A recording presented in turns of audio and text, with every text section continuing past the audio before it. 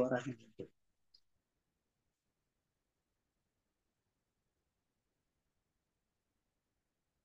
Bismillahirrahmanirrahim. Stop.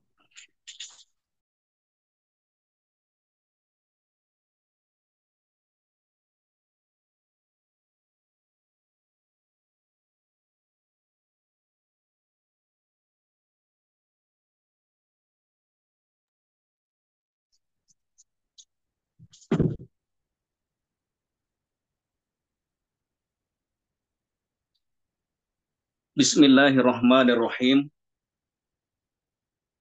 Assalamualaikum warahmatullahi wabarakatuh. Waalaikumsalam warahmatullahi wabarakatuh. Alhamdulillahirabbil alamin. Alhamdulillahilladzi hadana li hadza wa ma kunna linahtadiya laula an hadanallah. Asyhadu an la ilaha illallah wahdahu la syarikalah wa asyhadu anna Muhammadan abduhu wa rasuluh.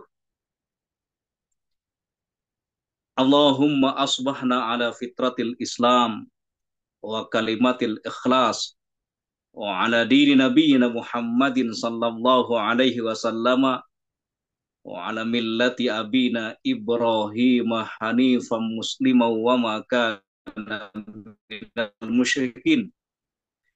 Nusalli wa nusallim ala habibina wa qurratina wa qurrati a'yunina Muhammadin sallallahu alaihi wasallam wa ala alihi wa ashabihi wa man tabi'ahum bi ihsan ila yaumiddin. Amma ba'du. Bapak dan Ibu sekalian, peserta diskusi kopi hangat yang insya Allah diberkahi oleh Allah Subhanahu wa taala. Alhamdulillah, kita bersyukur kepada Allah Subhanahu wa taala atas berbagai macam limpahan rahmat dan karunia yang Allah berikan kepada kita. Sampai detik ini dengan izin Allah, jasad dan ruh kita belum terpisah. Kita dalam kondisi sehat walafiat, sehingga pada pagi yang penuh barokah ini, kita bisa menghadiri kajian rutin kita yang kita adakan pada setiap hari Rabu jam 5, yaitu diskusi kopi hangat. Bapak dan Ibu sekalian, tema kajian kita pada pagi ini adalah tema yang sangat penting bagi kita, yaitu konsep kesetaraan dalam Al-Quran, dalam Islam, dan juga dalam Al-Hadis. Perspektif seorang mufassir yang sangat populer di era kontemporer, yaitu Muhammad Ibnu Asyur, yang meninggal tahun 1393 Hijriah atau 1973. Bapak dan Ibu sekalian, tentu diskursus tentang kesetaraan gender dalam konteks ya perdebatan akademik sudah lama ya. Ketika ada sebuah perdebatan, tentu ada yang kontra, ada yang pro, ada pro dan kontra. Biasanya ada tesis, antitesis, ya, kemudian ada sintesis. Ya. Dalam konteks inilah, pada pagi yang berbahagia ini, bagaimana sebenarnya konsep kesetaraan dalam Islam.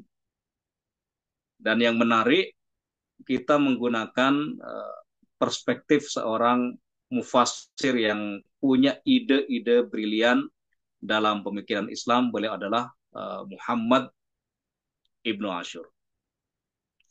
Nah, Bapak dan Ibu sekalian, untuk mengkaji kesetaraan dalam perspektif Islam ini, alhamdulillah telah hadir di tengah-tengah kita seorang peneliti maqasid syariah dan juga pengkaji pemikiran-pemikiran Islam, wabil khusus pemikiran politik Islam. Beliau adalah Dr. Abdurrahim LCMA. Apa kabar Ustaz? Beliau insya Allah Alhamdulillah, khair. ya, akan memberikan pengantar diskusi kita pada pagi ini. Tapi sebelum kita mendengar mukaddimah dan pengantar dari beliau, terlebih dahulu saya ingin mengingatkan bahwa forum diskusi kopi hangat ini adalah forum yang inklusif, forum yang terbuka untuk siapapun, lintas madhab, lintas partai, lintas harokah dan gerakan, lintas organisasi. Nah, tujuan dari forum ini adalah agar kita sebagai umat Islam punya wawasan yang terbuka. Dengan wawasan terbuka itu diharapkan punya sikap saling toleransi. Dengan toleransi itu harapannya agar kita bisa bekerja sama dengan semua kelompok dan semua komponen umat Islam, sehingga umat Islam yang menjadi umat mayoritas di negeri kita, yaitu negeri Indonesia, menjadi umat yang dewasa, ummatan wasaton, menjadi khair ummah, menjadi ummatan wahida, sehingga kekuatan Islam ini benar-benar terasa dalam konteks kehidupan pribadi, keluarga, masyarakat, bahkan dalam konteks berbangsa dan bernegara. Baik Bapak dan Ibu sekalian, sebelum kita mulai diskusi, kita awali pertemuan ini, kita awali diskusi ini dengan bacaan Al-Basmalah. Bismillahirrahmanirrahim. Selanjutnya, saya persilahkan kepada Dr. Abdurrahim untuk presentasi materi yang telah disiapkan jauh-jauh hari. Terima kasih. Silahkan. Ya, jazakallah khairan Ustaz Dr. Rahman. Assalamualaikum warahmatullahi wabarakatuh. Waalaikumsalam warahmatullahi wabarakatuh. Alhamdulillah, alhamdulillahilladzi hadana lihadza wa ma kunna linahtadiya laula an hadanallah. Asyhadu an la ilaha illallah wahdahu la syarikalah wa asyhadu anna Muhammadan abduhu wa rasuluh. Fassalatullahi wa salamuhu ala nabiyyina Muhammadin asyrafil anbiya'i wal mursalin wa ala alihi wa ashabihi wa ala kulli man sara ala nahji ila yaumiddin, amma ba'd.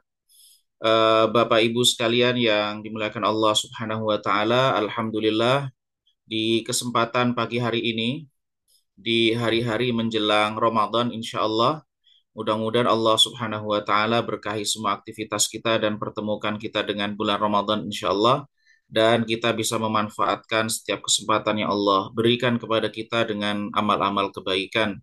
Amin amin ya rabbal alamin. Tema kita pada kesempatan pagi hari ini, bahan atau diskusi kita tentang kesetaraan dalam Islam. Ini sebenarnya tema yang sudah banyak diangkat oleh banyak kalangan dengan berbagai macam perspektif masing-masing. Akan tetapi pada kesempatan kali ini kita coba angkat bagaimana Syekh Muhammad Tahir Ibnu Ashur, seorang ulama atau bisa dikatakan salah satu imam maqasid. Salah satu imam maqasid kalau Syekh Ahmad Ar-Raisuni menyebutkan empat dari imam maqasid syariah itu diantaranya adalah Muhammad At-Tahir Ibnu Ashur, dan beliau yang karya-karya di antara karya-karya beliau yang terkenal, yang jilitan banyak itu diantaranya adalah Tafsir At-Tahrir wa Tanwir. Kemudian juga beliau punya karya Maqasidus Syariah Al-Islamiyah dan An-Nizam Al-Ijtimai fil Islam. Dan tema kita tentang kesetaraan itu saya coba eksplor, gali dari dua karya beliau, yaitu Maqasidus Syariah Al-Islamiyah serta Usulun Nizam Al-Ijtimai. Saya coba agar lebih terarah, saya coba ini ya menggunakan slide yang ini agar lebih terarah ya. Oke. Ya.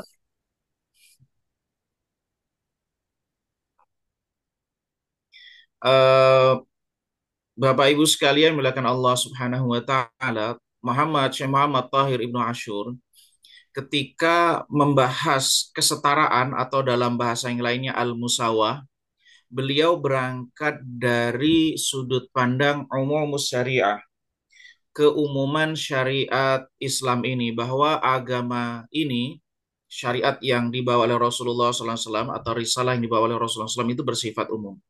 Keumuman itu meliputi bahwa risalah yang dibawa oleh beliau oleh Rasulullah SAW itu adalah lintas generasi, kemudian juga lintas geografis, dan juga lintas bangsa, bahasa, dan budaya. Inilah yang kemudian prinsip dasar dari keumuman risalah Rasulullah Shallallahu Alaihi Wasallam, wa ma arsalnaka illa rahmatan lil alamin, bahwa risalah yang dibawa oleh Rasulullah itu sebagai rahmah untuk alam semesta, maka konsekuensinya adalah untuk mereka yang Arab maupun non-Arab, mereka manusia dengan berbagai macam latar belakangnya, baik mereka yang hidup di masa Nabi maupun mereka yang hidup di masa setelah Nabi Shallallahu Alaihi Wasallam, baik mereka yang berbahasa Arab maupun tidak berbahasa Arab dan seterusnya. Artinya bahwa risalah yang dibawa oleh Rasulullah SAW itu bersifat umum dan tidak hanya untuk orang Arab saja. Dan ini kata Syekh Muhammad Tahir Ibnu Ashur adalah termasuk perkara yang ma'lum minad din bidarurah, termasuk perkara yang sudah disepakati, sudah tidak ada lagi perbedaan dalam masalah ini, bahwa risalah yang dibawa oleh Rasulullah Sallallahu Alaihi Wasallam itu untuk semua manusia. Begitu juga ketika Allah menegaskan wa ma arsalnaka illa kafatan linnas, bahwa risalah ini untuk semua manusia, tidak terbatas bagi orang Arab, bagi mereka di satu zaman kemudian tidak berlaku di zaman yang lain, tidak demikian. Tapi lintas zaman, tentu ketika risalah itu berstatus sebagai lintas geografis, lintas generasi, lintas bangsa, bahasa, budaya, dan seterusnya, maka ada konsekuensi-konsekuensi logis yang memang harus ada pada risalah itu. Maksudnya bahwa agama ini mengakomodir segala dinamika yang ada pada manusia itu, yang inilah kemudian dikenal dengan istilah umumus syariah. Status syariat ini yang bersifat umum dengan berbagai macam perkara-perkara, indikator-indikator. Keumuman syariat ini dijelaskan secara mendetail oleh Syekh Muhammad Ibnu Ashur. Kemudian prinsip bahwa manusia itu, ayat ini menggambarkan pada manusia ini sebenarnya memiliki kesetaraan dalam pandangan Al-Quran dari sisi aslul khilqah, artinya manusia itu sebagai prinsip dasarnya adalah setara, sebagaimana semua manusia ini berasal atau berangkat dari keturunan anak Adam. Walaqad karramna bani Adam. Maka sungguh ketika kami muliakan anak Adam, semuanya ini adalah berasal dari Adam. Kullukum min Adam wa Adam min turab, setiap kalian itu berasal dari Adam dan Adam itu adalah dari tanah. Begitu juga sebenarnya manusia itu memiliki, kita pada posisi yang sama, memiliki tugas yang sama. Wa ma khalaqtul jinna wal insa illa liya'budun. Artinya bahwa status kita sebagai dalam konteks ubudiyah, penghambaan kepada Allah, kita ini adalah semuanya adalah sama sebagai hamba Allah Subhanahu wa taala. Manusia baik mereka dalam konteks menjadi hamba Allah ittiraran, ya mau nggak mau adalah sebagai hamba Allah, maupun sebagai hamba Allah dalam konteks ikhtiaran, ketika seseorang memilih menjadi hamba Allah untuk taat kepada Allah, maka dalam konteks keagamaan, yaitu di antara sesama muslim itu memiliki kesetaraan dalam konteks sebagai hamba, menghamba kepada Allah Subhanahu wa taala. Nah, keumuman risalah ini diindikasikan dalam beberapa hal. Ini ditegaskan oleh Syekh Muhammad Tahir Ibnu Ashur. Syariat ini berbasis kepada hikmah dan illat, atau ilal. Ilal itu adalah jamak dari illah. Artinya sebagian besar ketentuan-ketentuan syariat itu ada hikmahnya, ada tujuannya, ada maqasid yang ingin ditujukan, dan ada alasan-alasan ketentuan hukum. Sehingga ketika teks-teks dalam Al-Quran itu terbatas, sedangkan realitas manusia itu tidak terbatas, maka perkara-perkara baru itu bisa dipertemukan dengan sesuatu yang terbatas. Sesuatu yang nggak ada teksnya, itu bisa dihubungkan dengan teks yang sudah ada melalui ailat. Ailat itu sebab hukum kalau saya bahasa sederhananya ya. Ya meskipun sebab sesuatu yang berbeda, tetapi kalau pendekatan bahasa yang mungkin cantolan hukum. Jadi misalnya khomer itu haram. Haram karena status khomer memabukkan, maka sifat memabukkan itu sebagai ailat. Maka segala sesuatu yang memabukkan, yang nggak dikenal di zaman Nabi, misalnya ganja, kemudian atau mungkin zat-zat yang lain, kalau dia itu memabukkan, maka berstatus hukumnya sama dengan khomer. Titik temunya di mana? Titik temunya pada ilatnya, pada alasan hukumnya. Di saat yang sama bahwa ketentuan-ketentuan hukum itu bertujuan, ada hikmahnya, tujuan-tujuan ingin diwujudkan.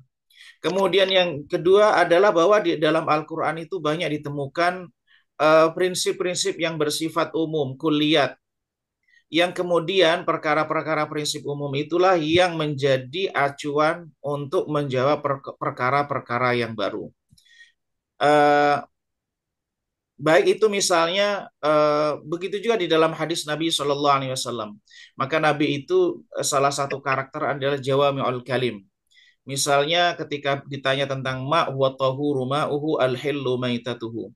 Air laut itu suci mensucikan, tahur artinya suci mensucikan, al-hillu maitatuhu. Bangkai binatang laut itu adalah halal. Itu contoh bagaimana jawaban Nabi di dalam hadis Nabi yang bersifat kulli, bersifat umum. Begitu juga ditemukan di dalam Al-Quran bahwa Allah itu ya'murukum an tu'addul amanati ila ahliha, untuk menunaikan amanah. Nah, amanah ini bersifat umum.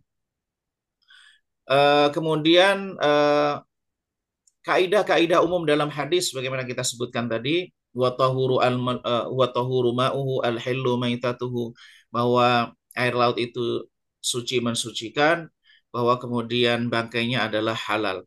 Kemudian juga bahwa di dalam agama ini mengakomodir budaya-budaya, perbedaan budaya dan tradisi yang selama itu tidak bertentangan dengan syariat. Maka kalau ada satu ketetapan-ketetapan atau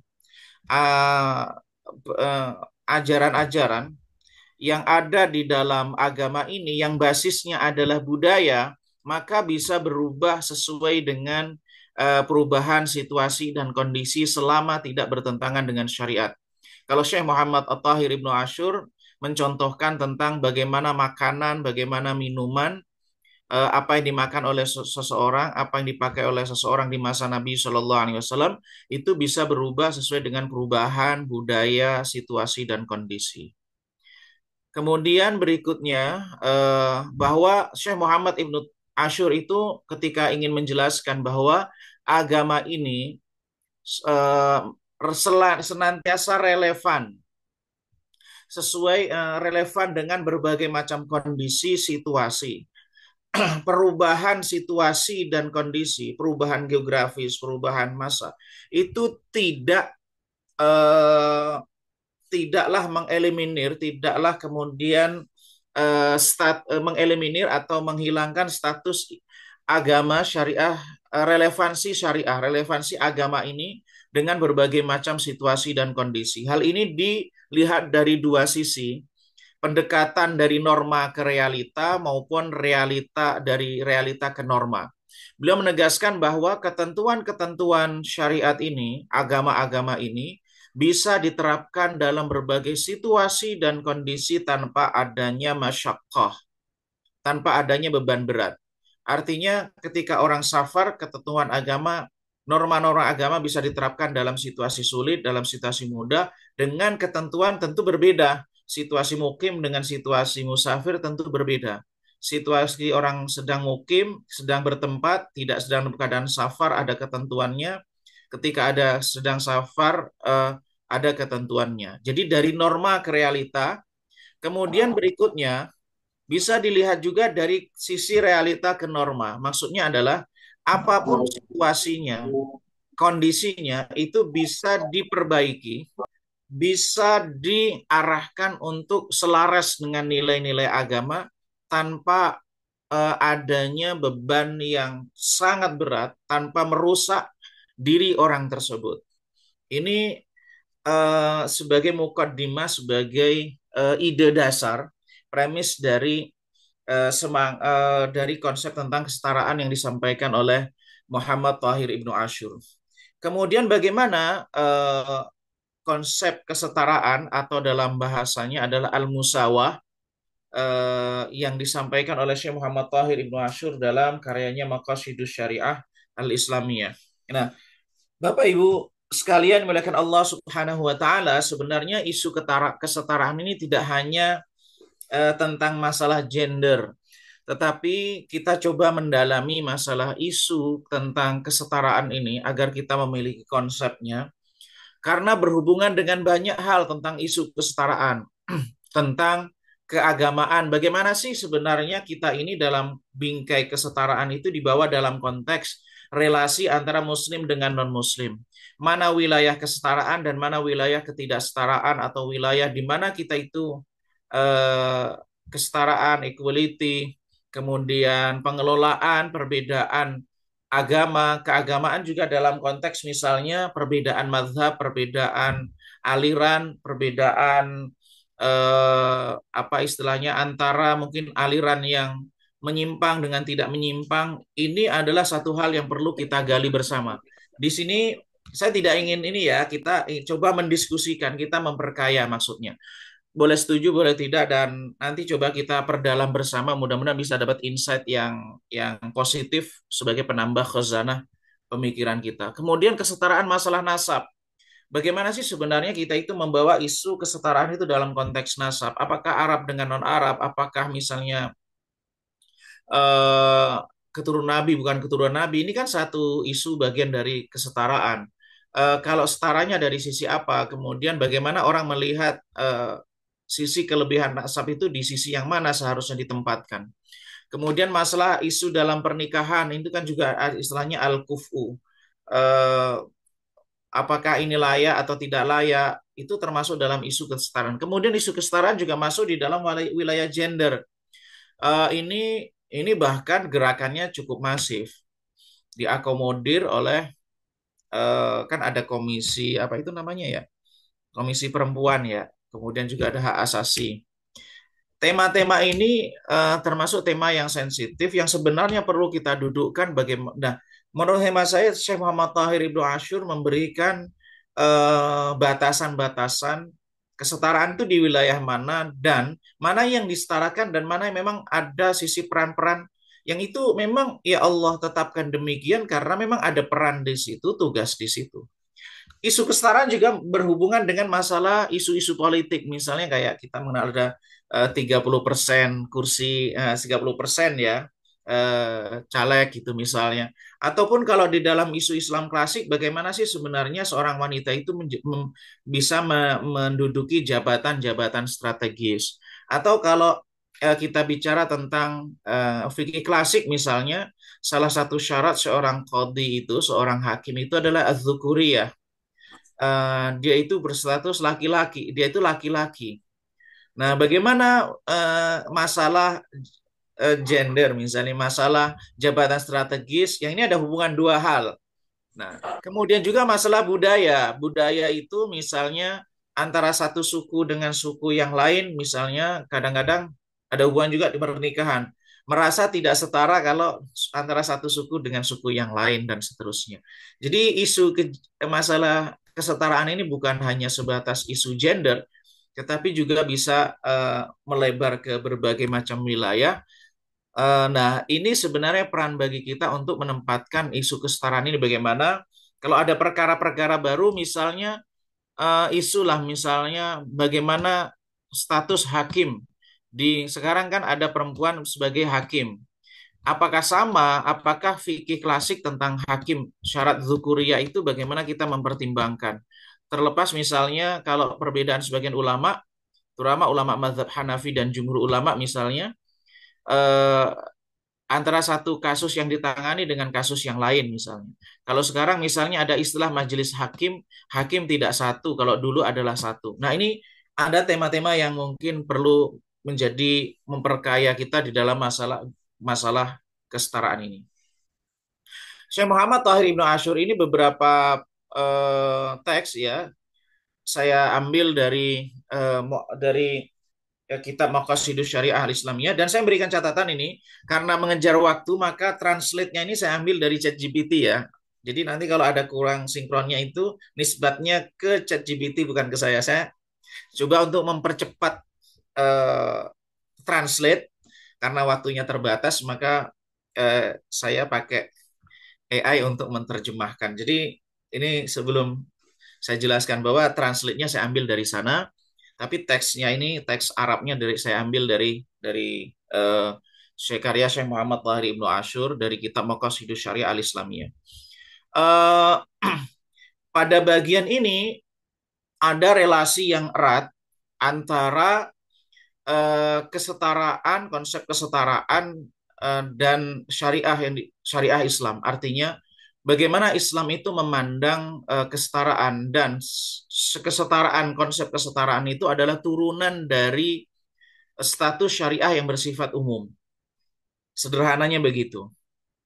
Bahwa eh, konsep kesetaraan itu berangkat dari status syariah agama ini yang bersifat umum, tidak terbatas kepada orang Arab suku tertentu, tidak terbatas pada generasi tertentu, tidak terbatas pada warna kulit tertentu.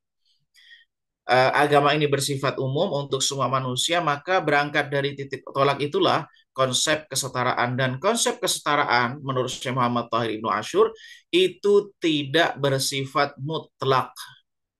Nah, beliau tegaskan baik di dalam An-Nizam Al-Istimai fil Islam,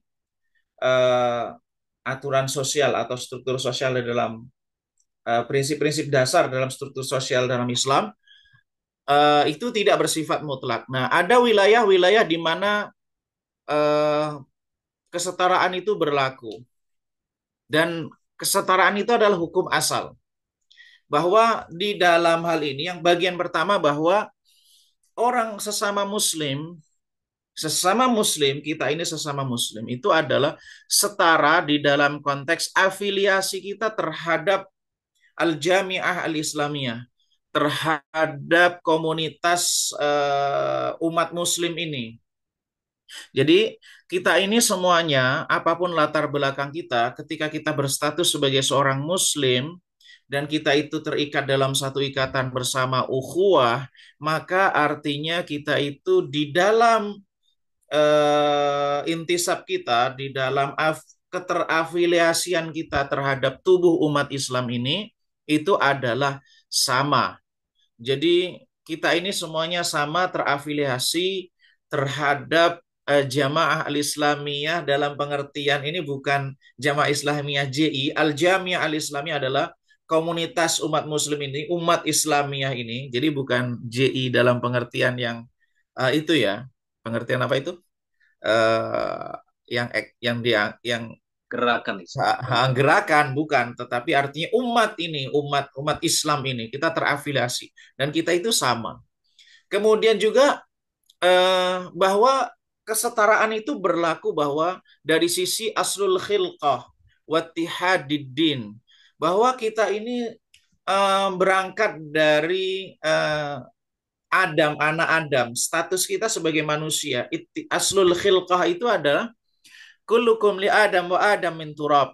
Semangatnya bahwa kita ini semuanya adalah berangkat dari keturunan Adam. Kita ini adalah semuanya sama. Ya kalau bahasanya darah kita semuanya merah, tulang kita putih. Itu bahasa sebagian kali. Meskipun kulitnya berbeda, bahasanya berbeda, semuanya adalah kita ini sawa. Annal muslimin sawa bi aslil khilqah. Jadi kalau kita itu berhubungan dengan sesama muslim, maka kita itu diikat dalam dua hal, aslul khilqah wa ittihadiddin. dengan kesamaan agama sesama Muslim. Maka ketika ada khitab syariat, agama syariat ini menyebut tentang orang-orang yang beriman, ketika agama ini menyebut bahwa ya Bani Adam, misalnya ayat walaqad karramna Bani Adam, sungguh kami muliakan anak Adam, maka kita semuanya terhubung dalam satu kaitan yang sama, satu pertalian yang sama. Kemudian berikutnya Syekh Muhammad At-Tahir Ibnu Ashur ini juga memberikan satu ulasan, fal musawatu fit tasyri'i lil ummah nadhiratun ila tasawihim fil khilqati wa furu'iha. Lalu keterkaitan kita di dalam syariat ini, pembebanan syariat ini, relasi kita terhubung dengan agama ini, kesetaraan dalam beragama ini, kita sesama Muslim ini terikat terpadu bahwa kita ini sama-sama anak Adam, sama-sama manusia. Lalu wa ma khalaqtul jinna wal insa illa liya'budun menjadi payung kita bersama. Kemudian walaqad karramna bani Adam itu juga menjadi payung kita bersama. Yang kemudian dalam hal konteks perbedaan status kaya, miskin, warna kulit, yang itu di dunia nyata dianggap sebagai satu nilai yang lebih. Dan ada sisi subjektifnya, misalnya orang Indonesia menilai orang yang berkulit putih itu memiliki nilai plus, maka ada skincare yang laris manis, orang bisa kaya dengan skincare gitu ya. Tapi berbeda dengan sudut pandang orang Barat, misalnya yang sawo matang itu lebih eksotis dan seterusnya. Nah, ini perbedaan-perbedaan semacam ini, kekuatan fisik, kemudian postur tubuh ideal ataupun dari sisi yang lain, memang itu ada sisi kelebihan, tamayus, perbedaan antara satu yang lainnya. Tetapi itu tidaklah berpengaruh terhadap kesetaraan dalam hal agama. Fal musawatu fit tasyri'i aslun la yatakhallafu illa 'inda wujudi mani'. Bahwa kesetaraan di dalam fat tasyri', hubungan kita dengan syariat ini, itu adalah pokok aslun. Itulah prinsip dasarnya, itu adalah kaidah awalnya. Jadi artinya pada dasarnya adalah sama. La yatakhallaf illa inda wujudi mani, maka tidaklah kesetaraan ini tidaklah kemudian tidak diberlakukan kecuali ada penghalang. Nah, nanti disebutkan oleh Syekh Muhammad Tahir Ibnu Ashur mawani'nya seperti apa. Yang keluar dari hukum asalnya seperti apa. Maka kita tidak membutuhkan dalil untuk menyatakan bahwa status kesetaraan dalam tasyri' itu antara satu orang dengan orang yang lain. Karena itu adalah prinsip dasarnya. Jadi kalau orang ini jelas ini laki-laki, nggak perlu bukti, dia harus menjelaskan, membuktikan bahwa dia laki-laki. Ini orang ini perempuan, tidak harus membuktikan dia perempuan. Nah gitu. Maka agama ini artinya adalah kesetaraan, adalah satu prinsip, nggak perlu dibuktikan adanya kesetaraan. Berdasar maksudnya pembuktiannya itu seperti apa, isbatnya seperti. Nah, oleh karena itu, nah di sini ini prinsip kesetaraan yang dijelaskan oleh para ulama. Para ulama itu menegaskan bahwa khitabul Quran bi anna khitabul Quran ungkapan-ungkapan redaksi dalam Al-Qur'an yang menggunakan sighatit tadzkir, yang itu secara bahasa adalah untuk laki-laki, misalnya ya ayyuhallazina amanu, misalnya itu termasuk di dalamnya adalah para wanita. Jadi begitu juga dalam kitab, dalam hadis maupun di dalam sunnah. Maka hukum-hukum yang semacam ini berlaku bagi laki-laki, berlaku juga bagi perempuan. Misalnya ya ayyuhallazina amanu la ta'kulu amwalakum bainakum bil batil illa an takuna tijaratan an taratim minkum.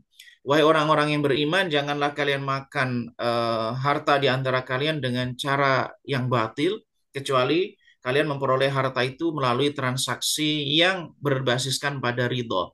Nah, secara khitab kaidah istilahnya ilmu bahasa Arab itu kan menggunakan redaksi muzakkar litadzkir. Akan tetapi itu berlaku, ketentuan hukumnya berlaku juga bagi para wanita. Nah, tapi kalau berlaku bagi wanita, nah itu tidaklah wala aks dalika, tidak berlaku bagi bagi laki-laki. Nah, maka ini satu prinsip yang istilahnya satu catatan penting dari penyampaian Syekh Muhammad At-Tahir Ibnu Ashur, wal musawatu fit tasyri'i asran la yatakhallafu illa 'inda wujudi mani'.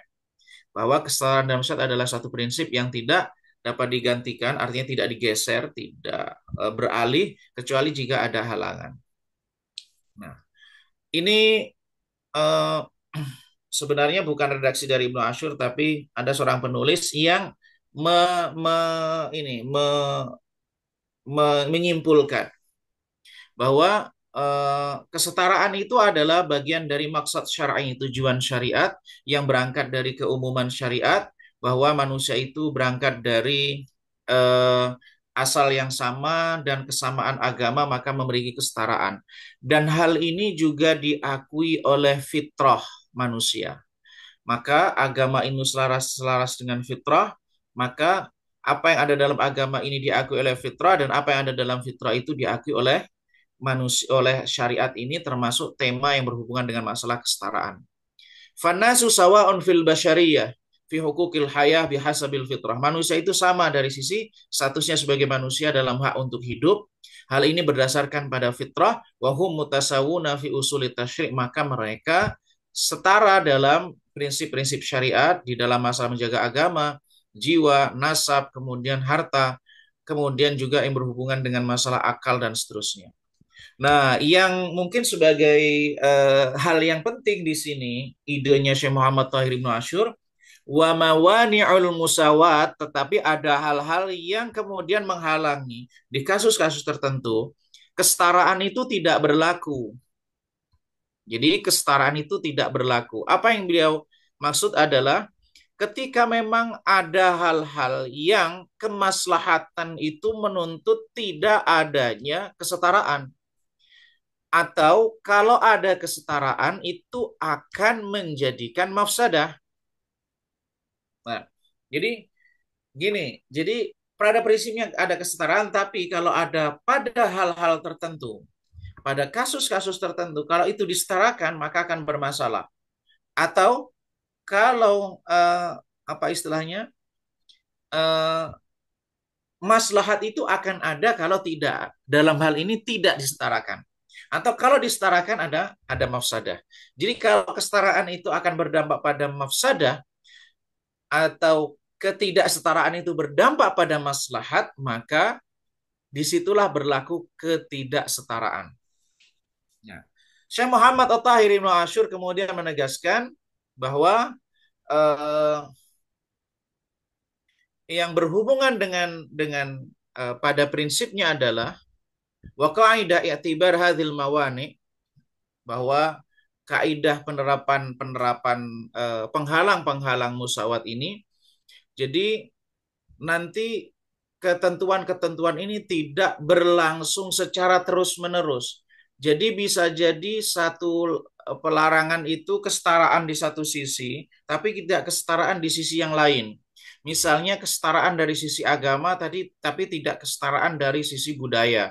Ada kesetaraan dari sisi status sebagai manusia, tidak setara dalam hal kepemimpinan atau jabatan-jabatan strategis. Jadi ketidaksetaraan ini tidak berlaku pada semua level. Bisa jadi orang itu setara di satu sisi, tidak setara di satu sisi. Atau ketidaksetaraan itu berlaku pada suatu waktu, tidak berlaku pada suatu waktu yang lain. Nah, Syekh Muhammad Tahir Ibnu Ashur menyebutkan ada 4 hal prinsip dasar yang kemudian menjadikan tidak berlakunya kesetaraan itu. Ada 4 hal. 4 hal itu yang pertama berbasis kepada fitrah, jibiliyah. Jibillah itu adalah sesuatu yang alami, sesuatu yang memang melekat dengan diri manusia, sesuatu yang fitrah. Bisa juga ketidaksetaraan itu terjadi karena ada ketetapan-ketetapan yang berlandaskan syariat. Nah, jadi prinsipnya setara, tetapi kesetaraan itu tidak berlaku.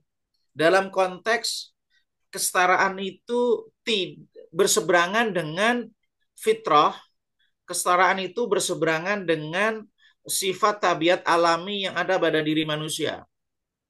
Itu yang pertama. Yang kedua, ketidaksetaraan itu berlaku karena ada ketetapan-ketetapan syariat. Yang ketiga, ketidaksetaraan itu kesetaraan itu tidak terjadi atau tidak berlaku karena tuntutan sosial, situasi sosial. Kemudian yang ketiga, eh, ketidaksetaraan itu terjadi karena realitas politik, situasi politik, dan tuntutan politik. Wa kulluha qad takunu daimah au muaqqatah tawilah au qasirah. Nah, dalam hal ini Syekh Muhammad Tahir Ibnu Asyur juga memberikan satu kaidah, bisa jadi itu berlaku secara permanen atau temporal, sementara, ataupun bersifat lama ataupun sifatnya adalah pendek. Pendeknya ada jangka panjang maupun jangka pendek. Jadi 4 hal itu jibillah, kemudian syariah, ijtimaiyah, dan sia-sia, sosial. Nah, kemudian sesuatu yang berbasis kepada ini, beliau memberikan kaidah penting, sesuatu yang bersifat alami ataupun fitrah, kemudian berbasis kepada syariat, berbasis pada sosial, ini hubungannya relate dengan persoalan moral, etik, kemudian penghargaan terhadap hak orang lain, serta keteraturan sistem sosialnya, keteraturan. Jadi wantizamil jami'ah ini keteraturan struktur sosial. Jadi demi kemaslahatan struktur sosial, demi mempertimbangkan hak orang lain, demi aspek pertimbangan moral, maka berangkat dari situlah adanya ketidaksetaraan dari sisi jibiliyah, syar'iyah, dan ijtimaiyah. Nah, kemudian dari sisi aspek tuntutan politik, nah ini berhubungan dengan masalah bihifdzil hukumah al-islamiyah, kekuatan politik, pertahanan politik, kenegaraan, dan jadi kekuatan negara ini jadi kuat atau lemah, itulah yang kemudian berdampak kepada adanya ketidaksetaraan. Nah, kemudian bagaimana dengan kesetaraan gender? Dan disinilah Syekh Muhammad Tahir Ibnu Asyur memberikan satu ulasan bahwa nanti kalau ingin memperluas bisa dibaca di Maqasid Syariah Syekh Muhammad Tahir Ibnu Asyur. Fal mawani al-jibiliyah al-daimah, kesetaraan itu tidak berlaku yang dalam konteks istilahnya penghalangnya adalah fitrah, ketetapan alami yang sudah Allah tetapkan. Man'i musawatil mar'ati lirrajul, kesetaraan laki-laki dan perempuan dalam hal sesuatu yang berbasis pada aslul khilqah, bentuk dasarnya, fisik laki-laki, fisik perempuan, dan seterusnya. Nah, di sini Syekh Muhammad Tahir Ibnu Asyur juga memberikan tambahan catatan, mithlu imaratil jaish, karena berhubungan dengan masalah kekuatan fisik, berhubungan dengan aslul khilqah, bagaimana fisik laki perempuan. Ini tanpa menafikan bahwa ada loh laki-laki yang lebih lemah dari perempuan atau perempuan yang lebih kuat dari laki-laki, ada. Tetapi syariat itu kan berlaku pada sesuatu yang sifatnya ghalib, berlaku secara umum. Sesuatu yang mustasna, suatu pengecualian itu tidak dianggap. Misalnya panglima militer, wal khilafah inda jami'il ulama, dan khalifah menurut pandangan semua ulama, maksudnya al-imam al-uzma, wa mithlul qada' fi qauli jumhuri minal ulama, atau sebagai hakim menurut pendapat sebagian besar ulama. Termasuk misalnya masalah non-muslim dan non-muslim, itu juga disinggung juga oleh Syekh Muhammad Tahir Ibnu Asyur, mana sisi kesetaraan dan mana sisi ketidaksetaraan antara muslim dengan non-muslim. Kemudian yang berikutnya adalah wa ammal mawani asyara'iyah, penghalang adanya kesetaraan yang berbasis pada ketetapan syariat. Ini adalah sesuatu yang memang ditetapkan oleh syariat, yang ketetapan itu berdasarkan kepada tujuan li hikmatin wa illatin mu'tabarah. Atas ada hikmahnya, ada maqasidnya, ada illatnya, ada landasan alasannya yang mu'tabar. Nah, memang alasan itu kemudian ada yang bersifat secara alami, misalnya ketentuan hukum. Kenapa misalnya sholat jamaah itu diperintahkan laki-laki, di masjid laki-laki, kenapa tidak perempuan misalnya. Wa qad takunu khafiyah, bisa juga nggak terlihat. Maksudnya perlu analisa lebih dalam. Nah, fasyari'atu hiyal qudwah fi tahdidi hadhil mawani. Dalam konteks ini, maka ketetapan-ketetapan syariah itulah sebagai parameter untuk menetapkan. Misalnya kenapa imam itulah, kenapa saf laki-laki di depan, kenapa saf perempuan di belakang. Kenapa misalnya sholat Jumat itu wajib bagi laki-laki, tidak wajib bagi perempuan. Nah, ini semuanya dalam hal ini adalah ketetapan syariat. Kenapa hak cerai, kenapa dan seterusnya, hukum dalam pernikahan dan seterusnya, ini basisnya adalah syariat. Yang kedua adalah yang berbasis kepada sosial. Nah, menurut Syekh Muhammad Tahir Ibnu Ashur, bahwa ini sebagian relasinya adalah terkait dengan kemaslahatan publik, kemaslahatan sosial, kemaslahatan bersama, dan basisnya adalah rasionalitas serta apa yang sudah menjadi kebiasaan budaya dan kebiasaan di masyarakat, ini berbasis pada sosial. Sedangkan yang berbasis kepada politik ini tentu demi kemaslahatan politik yang itu bisa berubah antara situasi dan kondisi, dan ini mungkin ya menjadi bisa mungkin nanti sharing ide dan gagasan bagaimana masalah jabatan-jabatan strategis, karena itu adalah sisinya masalah sisi politik, mana yang diperbolehkan, dan apakah misalnya pandangan ulama klasik terhadap jabatan strategis itu bersifat sementara di waktu itu karena situasi dan kondisi, sebagaimana bisa berubah, sejauh mana bisa jabatan-jabatan strategis. Nah, ini ada satu hal yang mungkin penting sebagai penutup, bahwa Abu Dzar Al-Ghifari itu adalah sosok yang senior di dalam struktur umat Islam, termasuk orang yang awal-awal masuk Islam. Nah, namun di saat yang sama dia itu, ya Rasulullah, ala tasta'amilni, tidakkah engkau itu memberikan saya tugas? Lalu oleh Rasulullah pundaknya, dan beliau mengatakan, ya Abu Dzar innaka dhaif. Wahai Abu Dzar, sesungguhnya engkau ini lemah, wa innaha amanah, dan ini tugas ini adalah amanah. Wa innaha yaumal qiyamati khizyun wa nadamah, dan pada hari kiamat kelak bahwa tugas-tugas ini, amanah-amanah ini, beban-beban ini adalah bisa menjadi kehinaan dan penyesalan. Kecuali orang memang menjalankannya sesuai dengan track yang ada, aturan yang ada, dan menunaikan haknya. Apa pelajaran penting di sini? Apakah kemudian Rasulullah tidak memberikan kesetaraan kepada Abu Dzar? Bukan begitu. Tidak mungkinlah Rasulullah tidak berbuat adil. Tetapi ada sisi kesetaraan, tapi di saat yang sama dengan senioritasnya, Rasulullah tidak memberikan jabatan strategis kepada Abu Dzar. Karena apa alasannya? Karena dhaif. Ini sesuatu yang sifatnya realitas, bukan maslahat dan seterusnya. Tidak berhubungan dengan masalah akhirat seseorang. Nah, kemudian juga catatan terakhir, bahwa bagaimana relasi antara kesetaraan dengan di akhirat. Di akhirat itu ya derajat seseorang ditentukan oleh amalnya, bukan oleh nasab dan kelebihan-kelebihan ada yang di dunia, karena sifatnya akhirat adalah darul jaza, tempat balasan, ya balasan itu adalah berdasarkan pada amal yang dilakukan oleh seseorang. Wallahu alam bisawab. Mungkin ini Ustaz Rahman yang dapat saya sampaikan sebagai mukaddimah. Mungkin nanti bisa dari kalangan asatidz dan yang lainnya bisa menambahkan, memperkaya, ada insight baru yang mungkin bisa memperkaya pembahasan kita di kesempatan pagi hari ini. Jazakumullah khairan. Assalamualaikum warahmatullahi wabarakatuh.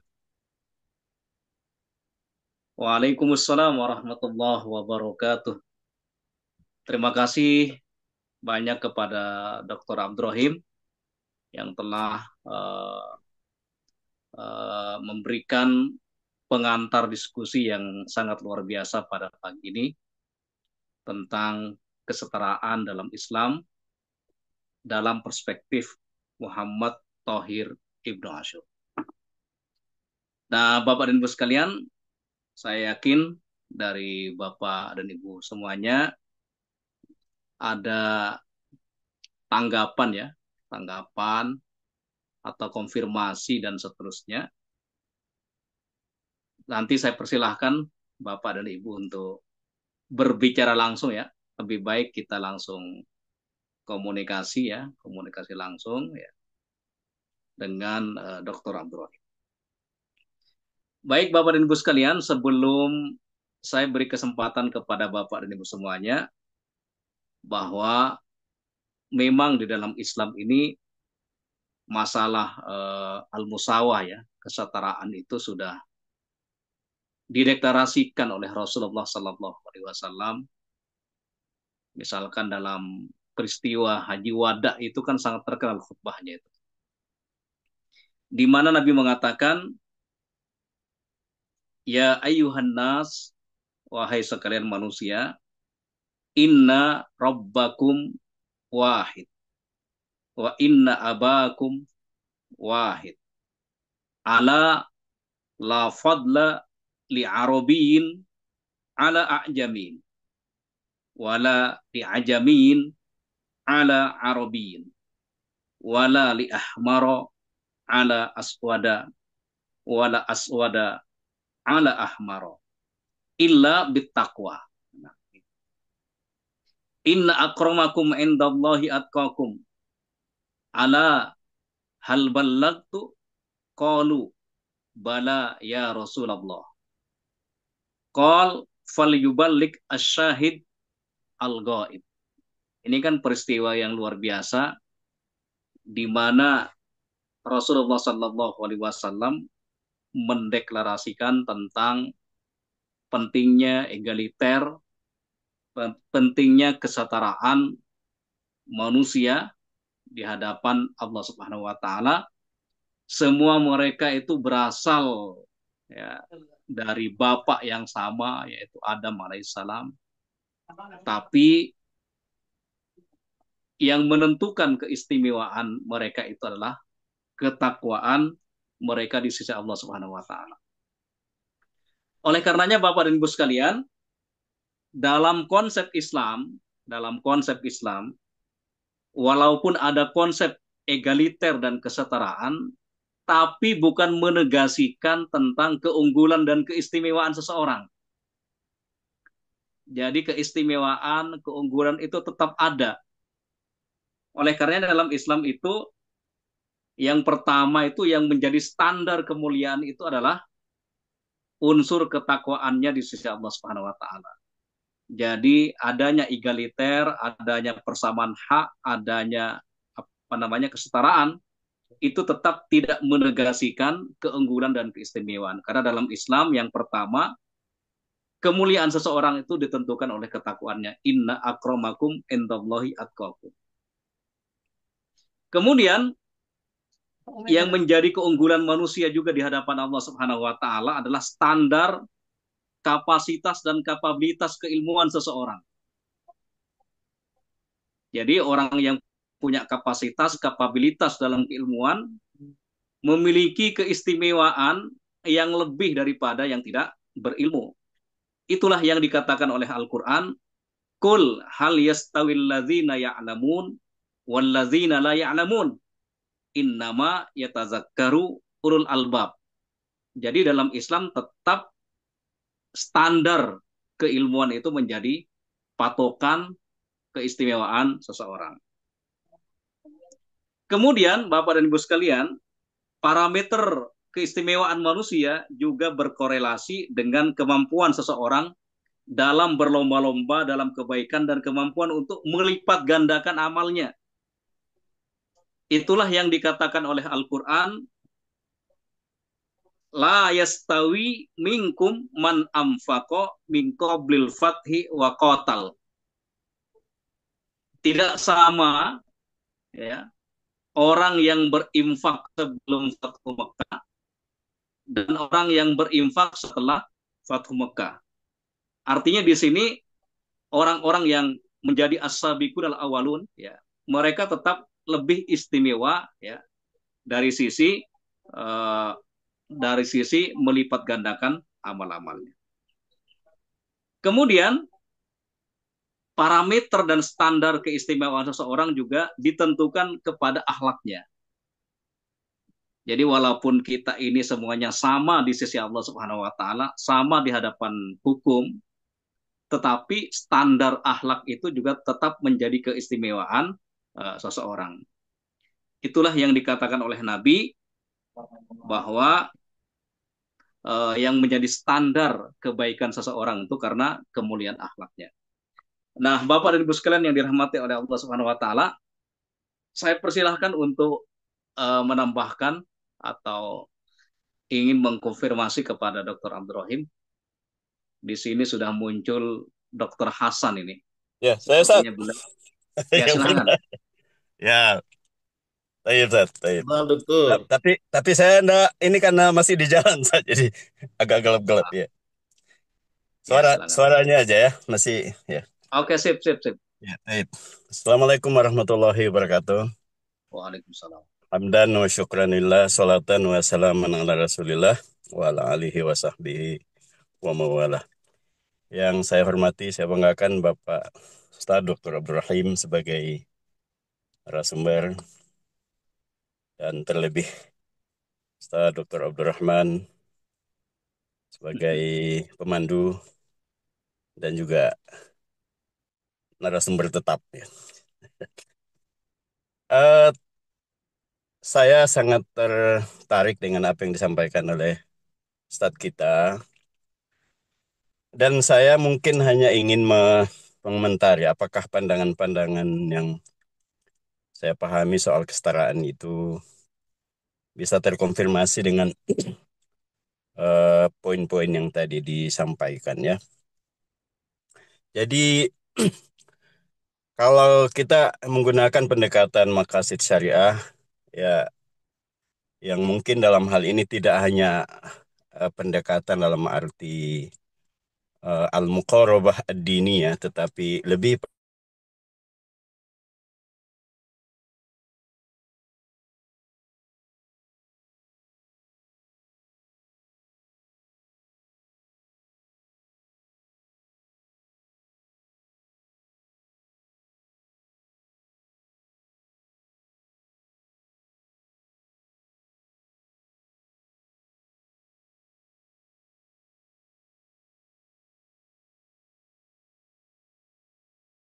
bahasa maqasidnya adalah agar semua manusia ini terhindar dari mudarat dan mendapatkan maslahat. Kira-kira itu bahasa sederhananya. Sehingga eh, semua instrumen dan panduan-panduan dalam berinteraksi antar sesama manusia itu eh, orientasinya ke situ.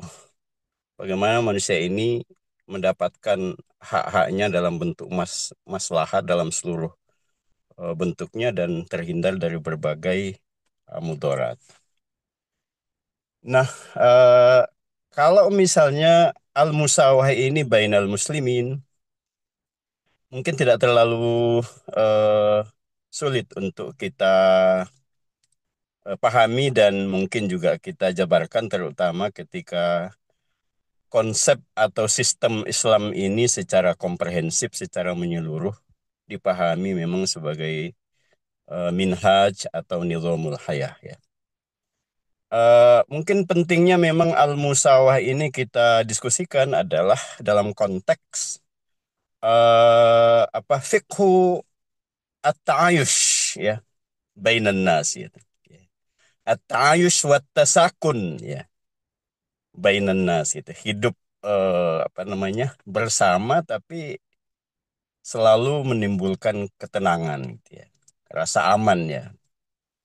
Karena satu faktor yang membuat kekacauan itu adalah ketika hak-hak itu tidak terpenuhi. Nah, saya sangat sependapat bahwa tampaknya ya, menurut saya kalau kita bicara soal al-musawah ini memang terutama pada yang pertama adalah apa yang disebut dengan al-iradah al-ilahiyah fi khalqihi gitu ya. Yang termasuk memang kehendak apa yang dikehendaki Allah dalam setiap ciptaannya, terutama pada manusia ini. Yang pertama adalah ikramun nas gitu, tentang kemuliaan manusia. Bahwa manusia siapapun punya kesetaraan, punya kesamaan dalam hal dia diciptakan Allah sebagai akramul makhluqat gitu. Nah, itu yang kedua, yang pertama. Yang kedua adalah kesamaan manusia pada sisi kemampuan intelektual gitu. Yaitu harus dihargai. Ya, jangan karena mentang-mentang kita beda beda keyakinan, ya, apalagi cuma beda fikih, kita sudah tidak menganggap kapasitas seseorang itu sebagai sesuatu yang mesti kita akui, bahkan kita harus manfaatkan gitu. Karena jangankan antara sesama yang beda akidah, saya lihat ada kelompok yang kadang-kadang syekhnya saja berbeda, dia sudah tidak menghargai itu ilmu yang beda syekhnya gitu. Karena yang dia anggap ilmu yang datang dari syekhnya gitu. Nah ini kan apa model pemahaman tentang kesetaraan yang keterlaluan gitu. Nah yang berikutnya adalah al-hurriyatu wal mas'uliyah gitu ya. Kesetaraan dalam hal kebebasan dan tanggung jawab gitu. Eh, Sama dengan yang tadi disebutkan oleh eh, Dr. Abdurrahman, ini aslul lebih pada aslul khilqah itu ya. Yang kalau Jasim Sultan itu menyebutnya dengan istilah al-iradah al-ilahiyah fi khalqihi gitu. Apa yang sebenarnya Allah memang inginkan ya untuk dilindungi, untuk dijaga ya, untuk dihormati ya pada setiap makhluknya, terutama dalam hal ini adalah manusia. Jadi memang menurut saya tidak mungkinlah kemudian kita akan menerapkan al-musawah ini bainan nas itu dalam hal peran, dalam hal apa namanya pemberian tugas.